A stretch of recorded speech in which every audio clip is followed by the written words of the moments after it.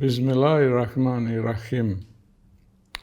Starry Krim and the Mosque of Uzbek Khan, advancing Islam in Eurasia in the 13th and 14th centuries. As has happened for millennia, the spirits of those traveling west or south across the steppe of the Crimean Peninsula are uplifted by the sight of a line of mountainous peaks stretching across the horizon before them. They are about to arrive in a world of great natural beauty and abundance centered around the high ranges of southern Crimea, which has attracted a rich diversity of cultures across the long span of human history. Some travelers will skirt the mountains to reach the Black Sea coast. For those whose destination is further westward, there is a direct route through the mountains.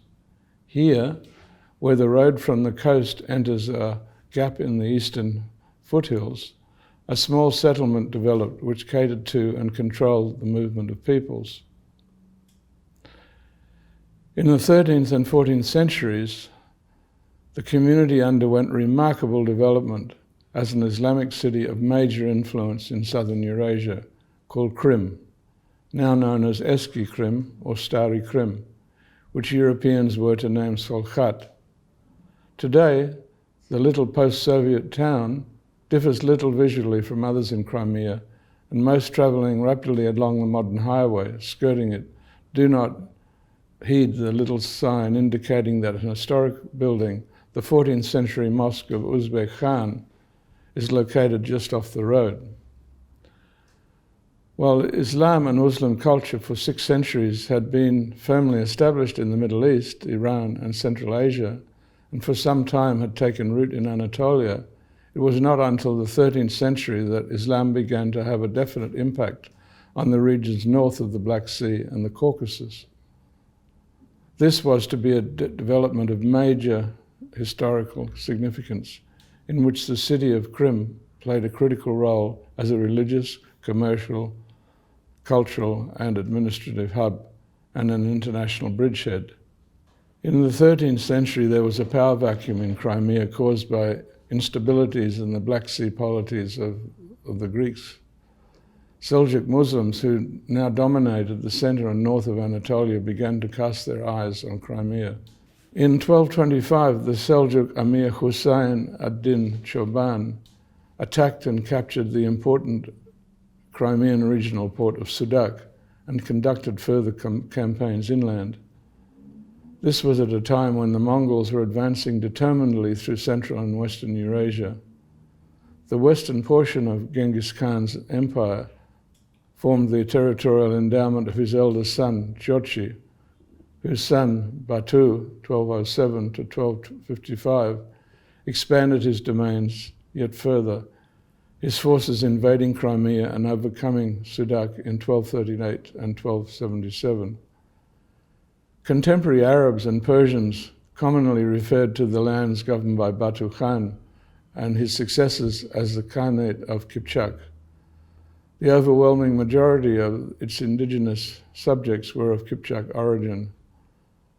The Khanate is mistakenly referred to in later literature as the Golden Horde, a name that was never used during its existence. In 1257, the Khanate passed to Batu Khan's brother, Berke, 1209 to 1266, the first Kipchak ruler to convert to Islam.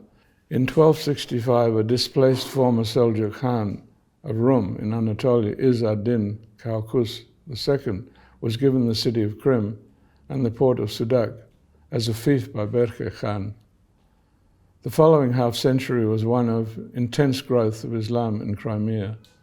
Thanks to the influence of Turkish-speaking preachers from the Muslim regions of Seljuk Anatolia and Central Asia, and contacts with the Arab-Muslim world of Mamluk Egypt, which nurtured strategic alliances with the Kipchak Khanate, southeastern Crimea and the city of Krim became a center of Muslim learning and culture, which was to propagate the faith throughout the Dashti Kipchak and the growing urban centers of the Khanate. The Kipchak Khan, Mengu Timur, who died in 1280, granted the Genoese permission to establish a port at Kaffa, now Theodosia, in 1266, thus initiating a period of great growth in maritime-based trade. The toponym Krim is first found in the writings of Abdus Kahira, an Arab historian and secretary to the Egyptian Sultan Baybars, 1223 to 1277, who was a member of a Mamluk delegation sent to Berke Khan in 1263. He described Krim as a settlement where there lived Greeks, Armenians, Russians, Pechenegs, Polovstians, Khazars, and Alans. Krim played one of the key roles in the history of the Kipchak Khanate and provided a strong impulse for the development of Muslim spiritual culture, above all in education. The 14th century was also a period when medieval Tatar literature flourished, as did the sciences, as witnessed by archaeological discoveries of medical, navigational, and astronomical instruments in cities of the Khanate of Kipchak. While causing enormous devastation and disruption, a paradoxical end result of the Mongol conquest was the opening up of a trade conduit from east to west across Middle Asia, stimulating the growth of Krim, apart from its role as a center of devotion and learning, as a secure trade hub, set back as it was from the coast and thus less vulnerable to attacks from the sea, and a major geographical gateway, both by land and by sea, through its adjacent ports. The first mosques of the peninsula appear to have been built in the third quarter of the 13th century, some with subsidies from the faithful of other lands. An early source records that a mosque was built in Krim in 1263 by a man from Bukhara, and the court chronicle of Egyptian Mamluk Sultan al-Malik al-Mansur Saif ud-Din Qalun records that in 1287 he sent many different supplies for a mosque which is being built in the Crimea, worth 2,000 dinars.